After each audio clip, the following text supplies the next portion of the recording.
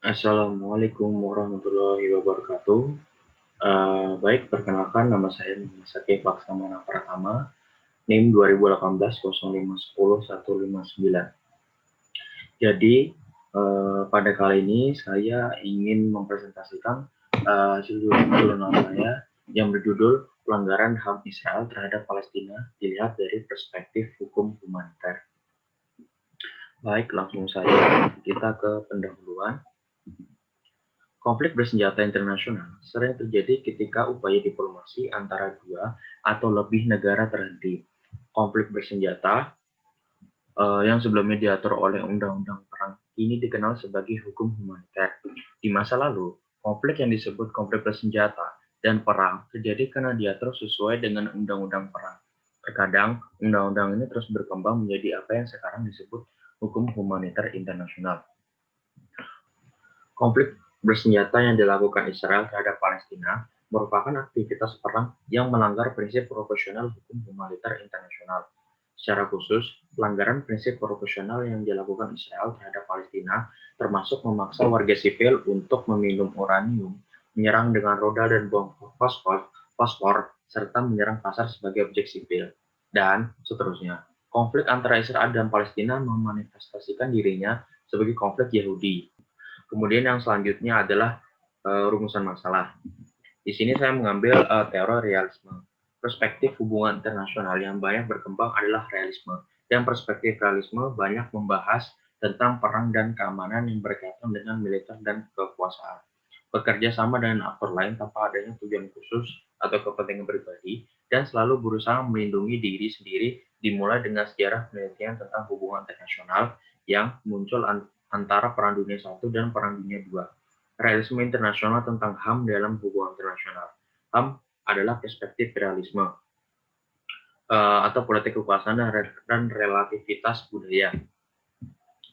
Berdasarkan uraian di atas, maka rumusan masalah dalam artikel ini adalah bagaimana pelanggaran HAM Israel terhadap Palestina dilihat dari perspektif hukum humaniter. Baik, bab selanjutnya adalah kerangka berpikir. Hukum humaniter internasional merupakan bagian dari hukum internasional publik, yaitu hukum yang membahas tata cara berperang dan melindungi korban perang, dan belum banyak dikenal. Menurut hukum internasional, dari pengalaman nasional dan sejarah dunia, sifat hubungan antar subjek hukum internasional adalah hanya mencakup ruang lingkup bangsa dan terus berubah seiring dengan perubahan waktu dan keadaan. Fluktuasi hubungan itu dapat dijaga dan dipelihara sampai saat ini melalui diplomasi. Tinjauan umum tentang hukum humaniter. Perang sebagai penyelesaian sengketa, solusi yang aman bagi negara-negara yang berkonflik untuk menyelesaikan suatu sengketa. Hal ini diatur dalam pasal 2, paragraf 4 prinsip PBB yang menentukan all member states shall refrain from using or using force in international affairs in any other way that contradict the purposes of the United Nations, contrary to the territorial integrity or political independence of any state. Jadi, seandainya perang harus ditempuh, maka para pihak harus melaksanakan sesuai dengan hukum humaniter. Dan yang selanjutnya adalah hasil temuan. Dengan mengetahui prinsip-prinsip dalam hukum humaniter dan prinsip yang terkandung dalam piagam PBB, jelas bahwa agresi Israel sangat cepat dilihat bahwa invasi Israel melanggar prinsip-prinsip hukum humaniter. Dengan menggunakan prinsip-prinsip hukum humaniter dan prinsip-prinsip yang tertuang dalam piagam PBB, hal tersebut bertentangan dengan prinsip kemanusiaan. Perang Israel juga melanggar asas kemanusiaan dan serangan tidak membedakan antara warga sipil dan kombatan, serta militer dan warga sipil yang tidak dapat ditargetkan semuanya menjadi sasaran Israel. Selain itu, Israel mengajukan barang-barang sipil seperti rumah sipil, rumah sakit, sekolah, orang yang sakit juga, kemudian gedung PBB, fasilitas air, dan bahkan tempat ibadah. Berikut beberapa upaya penyelesaian konflik Israel dan Palestina berdasarkan hukum humaniter. Yang pertama adalah Resolusi A _55 _128 tentang tanah milik Palestina sesuai asas kebenaran dan keadilan. Yang kedua adalah upaya untuk memasang roadmap yang disetujui oleh Quartet Commission, yaitu Amerika Serikat, Rusia, Uni Eropa, dan Sekretaris Jenderal Perserikatan Bangsa-Bangsa.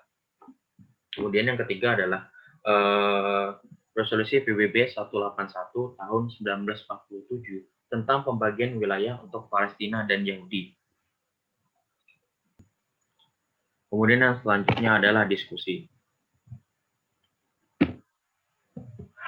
Kelumpuhan yang terjadi pada tatanan kehidupan rakyat di Palestina merupakan dampak yang terjadi akibat penyerangan oleh tentara Israel. Kelaparan, kekurangan air bersih, kemudian kekurangan fasilitas untuk pengobatan, tidak adanya tempat tinggal, kekurangan tempat pengungsian, juga tatanan perekonomian yang lumpuh terjadi akibat peperangan yang berlangsung. Dari dampak yang dirasakan oleh masyarakat Palestina, dapat disimpulkan Israel telah melakukan pelanggaran berat dari aspek kemanusiaan. Yang selanjutnya adalah kesimpulan. Dapat disimpulkan untuk sedapat mungkin mencegah penindasan kemanusiaan akibat peperangan. Maka, upaya untuk mendukung pelaksanaan dan penerapan hukum humaniter internasional perlu dibuat. Perlunya pengetahuan tentang hukum humaniter itu sendiri. Keberadaan hukum humaniter bertujuan untuk menghormati dan mengakui hukum humaniter internasional. Menerapkan hukum humaniter dalam konflik dengan memperhatikan prinsip-prinsip hukum humaniter, antara nilai-nilai kemanusiaan yang perlu didukung oleh nilai-nilai yang terkandung di dalamnya. Baik, itu saja dari saya. Saya akhiri presentasi saya. Wassalamualaikum warahmatullahi wabarakatuh.